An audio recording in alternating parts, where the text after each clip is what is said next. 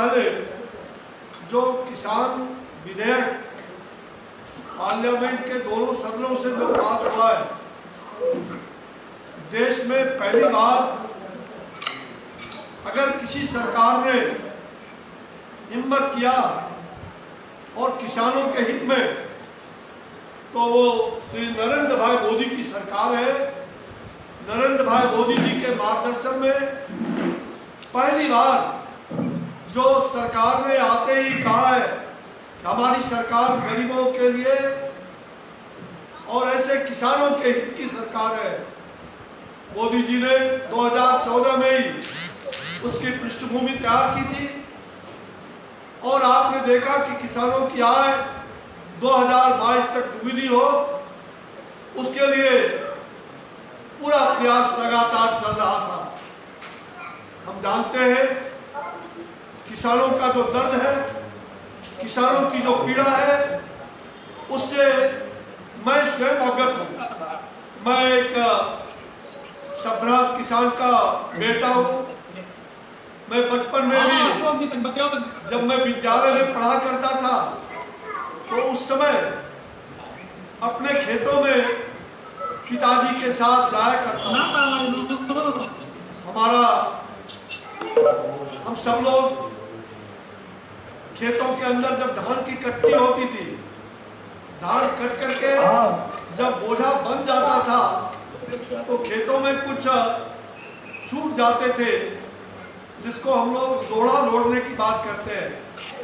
और लोढ़ा लोढ़ करके उसको हर साल 2 महीने 3 महीने जो कटनी का दिन होता था, उसमें स्कूल से छुट्टी होने के बाद उस लोढ़े के पैसा से जहां हम लोग पिकनिक मनाते थे, आलू दम और भात खाते थे, वहीं लड़ुआ भी खाते थे, धान का लड़ुआ। और जो अधिकांश पैसे बच जाते थे तो उस पैसे से साल भर का अपना किताब पेंसिल का भी खर्च निकल जाता था। पिताजी को हमने कभी भार जरूर दिया, लेकिन किताब पेंसिल हम अपने लोढ़े के पैसा से जो खेत में लोढ़ करके, ये कई वर्षों तक मुझे बचपन का याद है। और आगे के दिनों में भी जब हाई स्कूल में पढ़ता था, उस समय तक इस काम को करते रहे। और एक किसान का बेटा होने के नाते जहां गौ पालन का भी, गौ माता का भी हमारा जो वहाँ खटाल था, उस खटाल में जहाँ गौ का पूजन होता था, हर अवसर पर साल में एक बार हमारी दादी गौ का पूजन करती थी, बड़े ही विधिवत रूप से। और हम लोग बचपन से गौ माता का पूजन करते रहे। गोवर्धन पूजा के दिन हम सब लोग बड़ी खुशहाली मनाते थे, किसान खेत में और खलिहान में, और खेत खलिहान दलिहान, और विशेष करके जहाँ हमारे मवेशी रहते थे, वहाँ हम लोग उसकी सफाई व्यवस्था करने में आनंद अनुभूति पाते थे। आज एक किसान का बेटा होने के नाते मुझे पता है कि किसानों का दर्द क्या है, किसानों की पीड़ा क्या है। अगर 1 मन धान बेचने पर शायद आज 1 क्लास का किताब भी नहीं हो पाएगा। 1 मन धान बेच दिया जाए तो एक प्रथम वर्ष का या द्वितीय वर्ष का भी किताब, पूरा किताब कॉपी खरीदना चाहे तो उसमें संभव नहीं हो पाता। धान कटता है और बिचौलिए वहीं से उठाना शुरू कर देते हैं।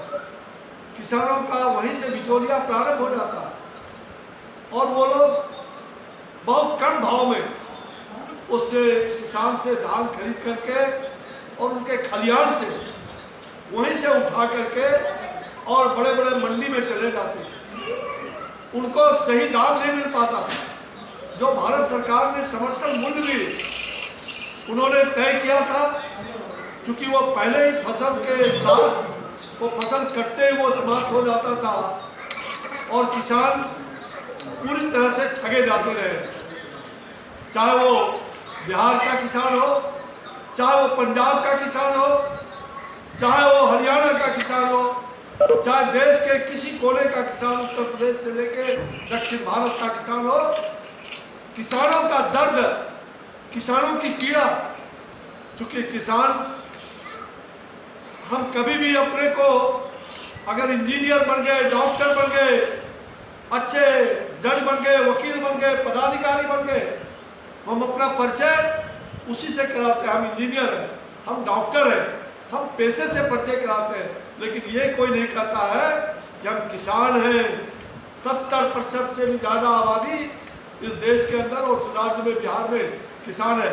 और मैं जिस क्षेत्र से आता हूँ, ये बक्सर भगवान राम की ये कर्मभूमि, ये राम की पुण्य भूमि भगवान मर्यादा पुरुषोत्तम राम की है।